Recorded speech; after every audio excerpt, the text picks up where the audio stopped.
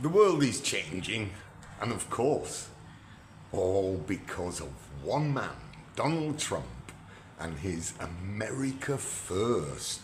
America First? America First, can you believe such a concept? Disgusting, putting your country first. But of course it isn't disgusting. It's totally plausible. So let's have a look quickly at where and how Donald Trump is changing the world, and all in 1 month. Fantastic stuff. And the first one we're going to look at is corruption. Whoa!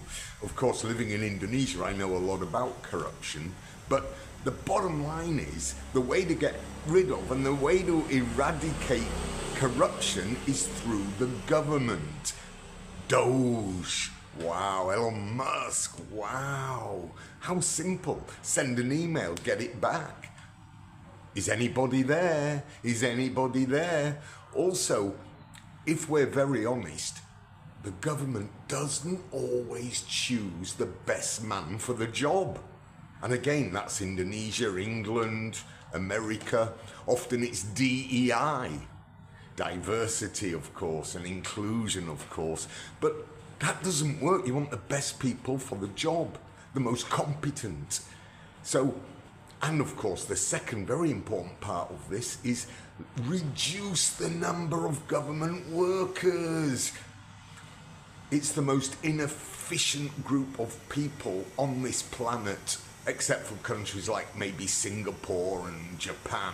On the whole, most countries use it as an employment basis, simple as. And of course, a way to get votes. People forget that often government workers will vote for the party that, hey, they'll give me a pay rise, they'll look after me. Well, that's not so good, is it? Okay, so that's corruption. The second biggie, of course, is climate change. When I used to teach in an international school, it was an IB school, and they so much pushed, we're all gonna die, and in every school there was the picture of the world with the thermometer in it. Trump's pushing back. And what a lot of people don't understand is, if you're a scientist and you push against climate change, you'll lose your job, you'll be discredited. Bullying. It's about time we face facts. Climate change is imaginary. Yes, climate changes, but we're not all going to die. The West is going to die if it carries on with this net zero. Well, forget about it. Let's move on. Let's get rid of this, and let's take it out of the classroom. Of course, another one is get rid of the illegal aliens. Luckily, Indonesia doesn't have such a problem, but definitely Western Europe and America is plagued by people who shouldn't be there. Often, as Trump says, criminals. Why? Why? And what's more, some of the countries pretend they can't get rid of these criminals. Well, come to Indonesia, do a bit of crime. This is how you do it. On a plane, go home. It's as simple as. Forget about a United Nations law. Forget that rubbish. Get rid of people if they come to do you harm in your house. My God. So why allow it in your country? Well done, President Trump. Get in there, ICE. Get rid of bad people. You only want good, right?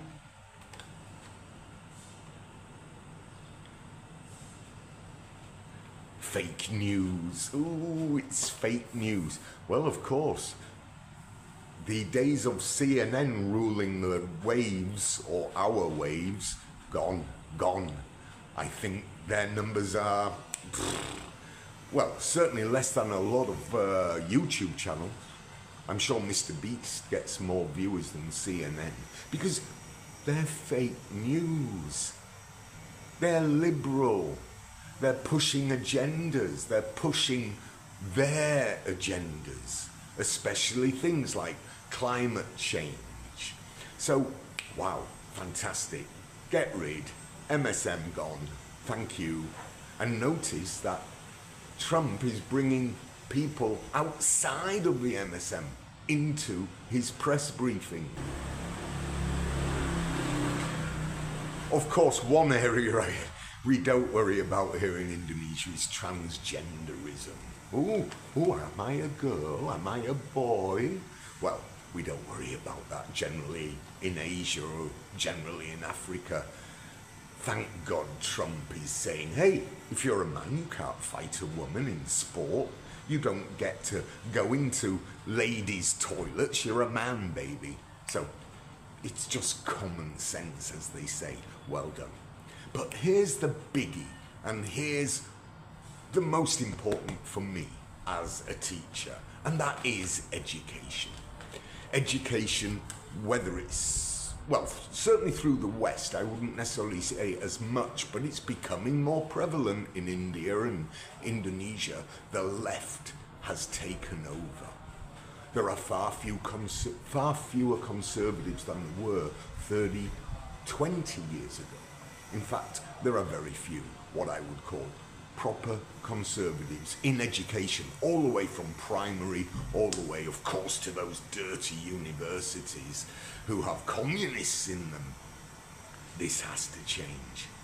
It has to. It's the most difficult problem, I think, facing the president.